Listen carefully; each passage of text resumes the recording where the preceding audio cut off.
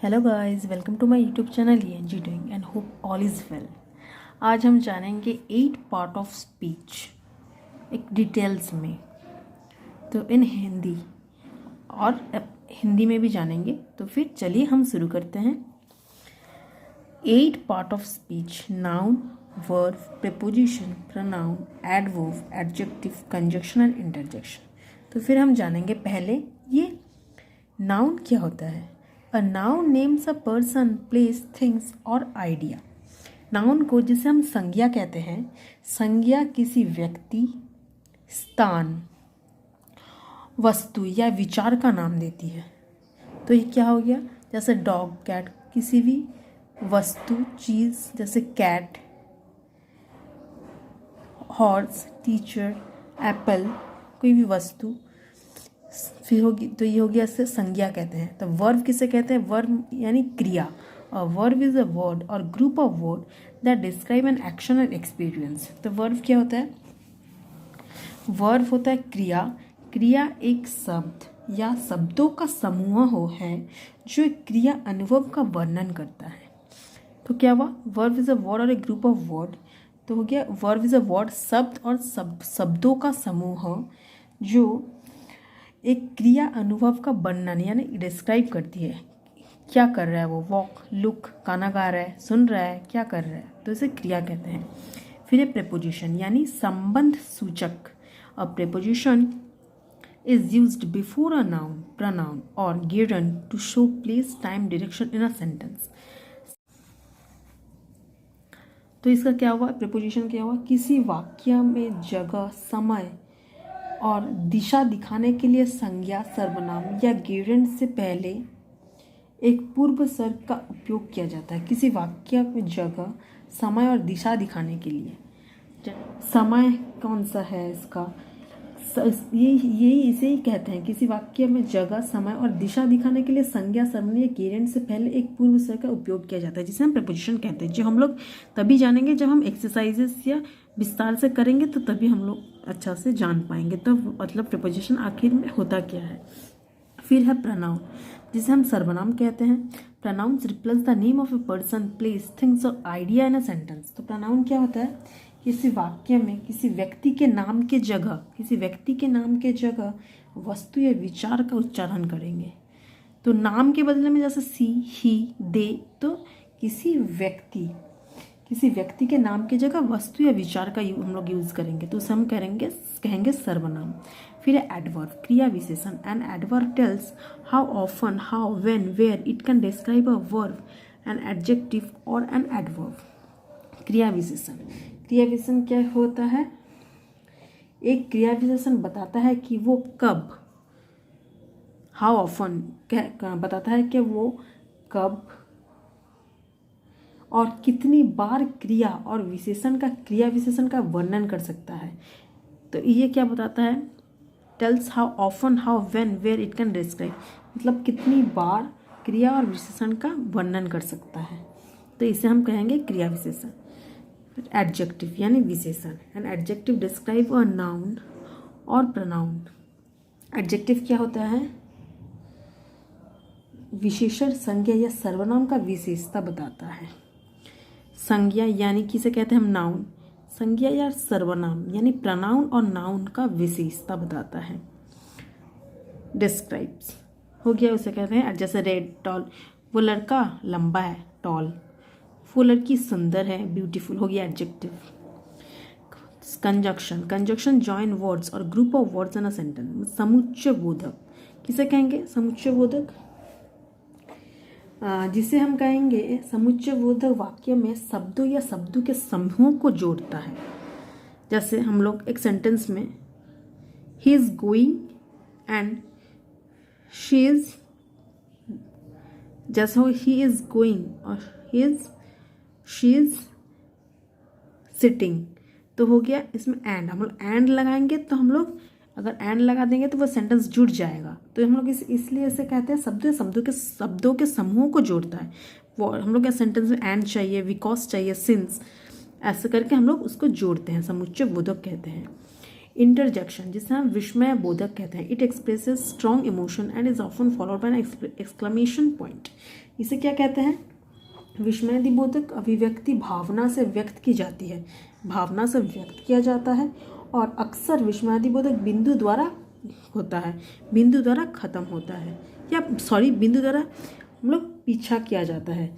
यानी अगर हो गया कोई जीत गया तो शाबाशी देते हैं हम लोग, जैसे तो हम लोग कहते हैं कि ब्रेवो, वी आर वोन, तो हम लोग जीत गए, और वी वेयर वोन। तो उप्स, आई एम गेटिंग लेट, तो हो गया उप्स। तो ये हम लोग ये सब वर्ड हम लोग यूज़ करते हैं इंटरजेक्शन में, विस्मय बोधक, जिसे हम विस्मय बोधक कहते हैं। तो फिर आ गए हम 10 टाइप्स ऑफ नाउन, 10 प्रकार के संज्ञा होता है, जैसे common noun, proper noun, abstract noun, concrete noun, countable noun, uncountable noun, compound noun, collective noun, singular noun and plural noun. तो फिर हम जानेंगे इसे हम कहते क्या है और कहाँ ये सब किस में यूज़ होता है। तो फिर चलिए हम जानते हैं। तो फिर आगे हम कॉमन नाउन। कॉमन नाउन किसे कहते हैं? Non specific people, place, things, idea, example man, city और religion.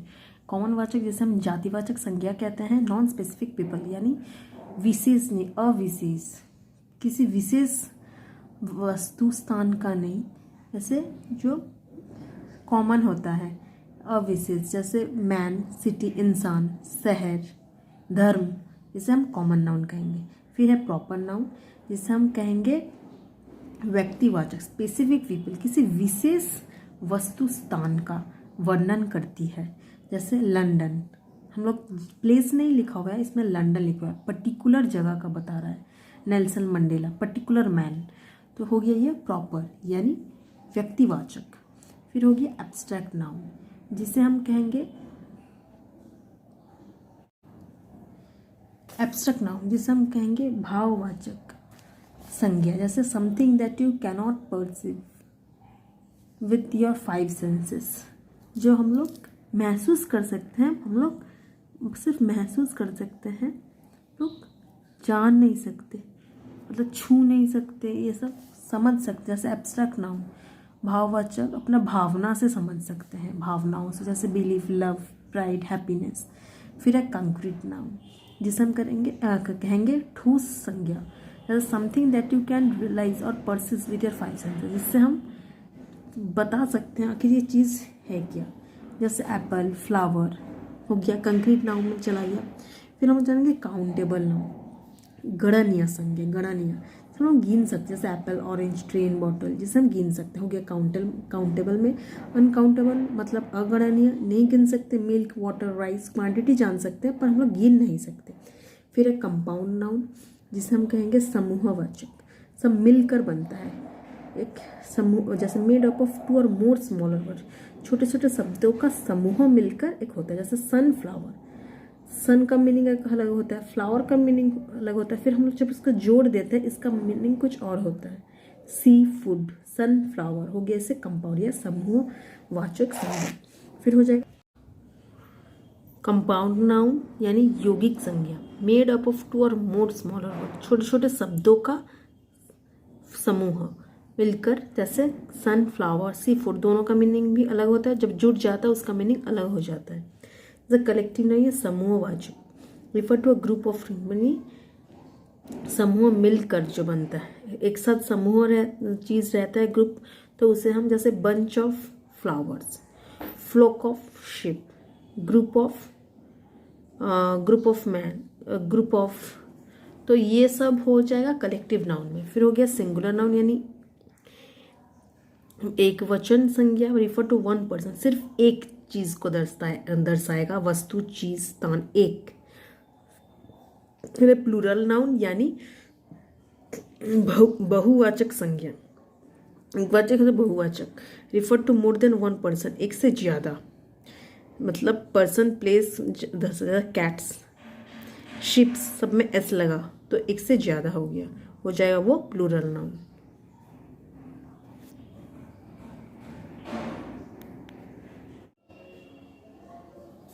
Five types of pronoun: interrogative pronoun, possessive pronoun, reflexive pronoun, reciprocal pronoun and demonstrative pronoun. Interrogative pronoun means प्रश्नवाचक सर्वनाम, possessive means अधिकारवाचक सर्वनाम, reflexive हो गया निजवाचक सर्वनाम, reciprocal हो गया परस्पर बोधक वाचक सर्वनाम, डेमोन्स्ट्रेटिव हो गया है निश्चयवाचक सर्वनाम। तो फिर चलिए, तो फिर ये इंट्रोगेटिव सर्वनाम क्या होता है, तो फिर हम जानेंगे ये वाला। जैसे प्रश्न पूछने में उपयोग करते हैं हम ये चीज़, इंट्रोगेटिव में प्रश्नवाचक सर्वनाम। जैसे होगा they are used to ask questions, जैसे हु, वाई, वेयर, हाउ, इस टाइप का यूज नाम हम लोग यहाँ कहाँ यूज़ करेंगे। It is use to show property of someone, जैसे वैसा सर्वनाम जिसमें स्वयं के भाव का बोध हो उसे कहते हैं, स्वयं के भाव का बोध हो उसे कहते हैं positive, use to show property of someone, जैसे माइन, योर्स, आवर्स। फिर है रिफ्लेक्सिव, जिसे कहते हैं निजवाचक सर्वनाम। It is used when two और more person are doing something of same type. Sorry, reflexive pronoun जिसे हम कहेंगे they are used when the object of a sentence is the same as the subject. Reflexive किसे कहते हैं, निजवाचक। इसका मतलब है जिसने निजत्व और बोध और अधिपत्व का एहसास होता है जिसमें, जैसा है my self, him self, her self, reflexive pronoun में यूज करेंगे हम लोग। फिर है रेसिप्रोकल, जिसे हम कहेंगे परस्पर बोधक वाचक सर्वनाम। It is used when two और more person are doing something of same type, जिसे कहेंगे पारस्परिक संबंध को व्यक्त करता है, उसे कहेंगे ईच अदर, वन अनदर हो गया, इसमें पारस्परिक संबंध को व्यक्त करेगा। डेमोन्स्ट्रेटिव का मीनिंग है निश्चयवाचक सर्वनाम, मीन्स ऐसा सर्वनाम निश्चितता को भावना का बोध करता है। जैसे they are use to point to a specific person, place और थिंग, दिस, दैट, दिस हो गया, ये हो जाएगा डेमोन्स्ट्रेटिव टाइप हो गया। ये हो गया 5 टाइप्स ऑफ प्रोनाउन हम लोग का कंप्लीट हो गया। फिर हम जानेंगे 6 types of adverb. 6 type of adverb हम अब जानेंगे। 6 टाइप्स ऑफ एडवर्ब यानी क्रिया विशेषण। एडवर्ब ऑफ टाइम कालवाचक क्रिया विशेषण, एडवर्ब ऑफ प्लेस स्थानवाचक क्रिया विशेषण, एडवर्ब ऑफ मैनर रीतिवाचक क्रिया विशेषण, एडवर्ब्स ऑफ डिग्री परिमाणवाचक क्रिया विशेषण, एडवर्ब्स ऑफ फ्रीक्वेंसी आवृत्तिवाचक क्रिया विशेषण, कंजंक्टिव एडवर्ब या connective adverb. Conjunctive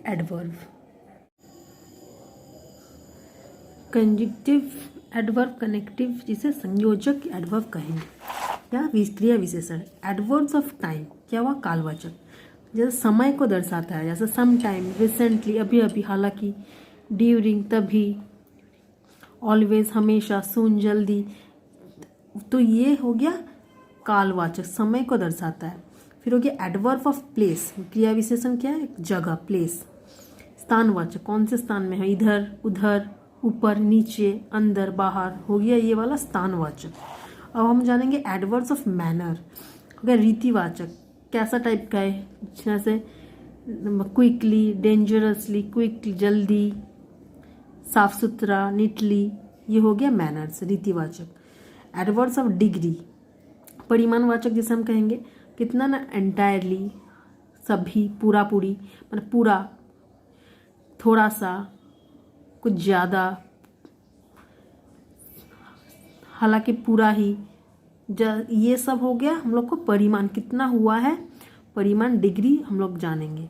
adverb of frequency जिसे हम कहेंगे आवृत्तिवाचक। आवृत्तिवाचक है कॉन्स्टेंटली, ऑलवेज, हमेशा, कभी कभी, ओकेजनली, हर दिन, ये हो गया फ्रीक्वेंसी जिसे हम करेंगे आवृत्तिवाचक में यूज करेंगे। और एक लास्ट है कंजंक्टिव एडवर्ब या जिसे हम कनेक्टिव एडवर्ब भी कहेंगे, यानी क्रिया विशेषण, संयोजक क्रिया विशेषण। एडवर्ब में होगा नेक्स्ट, नाउ, अभी, बाद में, जो भी हो, एडिशन, ये हो गया कंजंक्टिव एडवर्ब में हम लोग यूज करेंगे। तो एडवर्ब का हो गया 6 टाइप्स, प्रोनाउन का हो गया 5 टाइप्स एंड 10 टाइप्स हो गया नाउन का।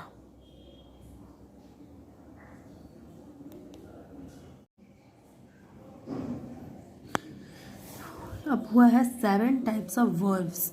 क्या है, रेगुलर वर्ब, नियमित क्रिया, इरेगुलर वर्ब, अनियमित क्रिया, लिंकिंग वर्ब, संयोजक क्रिया, ट्रांजिटिव वर्ब, सकर्मक क्रिया, इंट्रांजिटिव वर्ब, अकर्मक क्रिया, फाइनाइट वर्ब, परिमित क्रिया, और last one is infinite verb यानी गैर परिमित क्रिया। ये हो गया 7 टाइप्स ऑफ वर्ब जो मैं अगले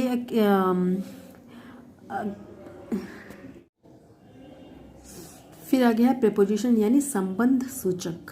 preposition of place are use to show the position और location of one thing in the relation to other.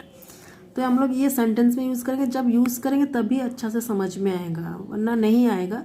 पर फिर भी हमें जानना ज़रूरी है कि प्रेपोजिशन हमें किसे कहते हैं। तो फिर देखिए, लोकेशन, कोई कौन कहाँ है, कहाँ, अंदर, नीचे, ऊपर, साइड में, पीछे, पास में, ऐसा हो गया। इसमें लोकेशन में ये लोकेशन के अंडर में होगा ये वाला। टाइम में होगा आफ्टर, बाद में, अभी, तभी से, अब तक, ये हो गया टाइम। अब हो गया मूवमेंट। मूवमेंट में हम लोग यूज़ कर सकते हैं against, from, down, towards, preposition, ये संबंध सूचक। फिर आ गया कंजक्शन मतलब समुच्चयबोधक। Coordinative conjunction, subordinate conjunction, correlative conjunction यानी समन्वय संयोग, संयोजक, अप्रधान। फिर हो गया सहसंबंध, सहसंबंधी समुच्चयबोधक, जिसे अब ये हो गया कंजक्शन। और इंट्रोगेटिव की तो पता ही है आप लोगों को, जैसे प्रश्नवाचक टाइप का होगा प्रश्न। तो फिर यहाँ तक मेरा वीडियो ख़त्म हुआ है। अब मैं तो 8 types of speech, kind of speech बता चुकी हूँ। और फिर दूसरे वीडियो में मैं एक एक्टिविटी करूँगी, तो प्लीज़ आप उधर देखिए, इनके बारे में मैं आपको डिटेल्स में बताऊँगी। तब तक थैंक यू।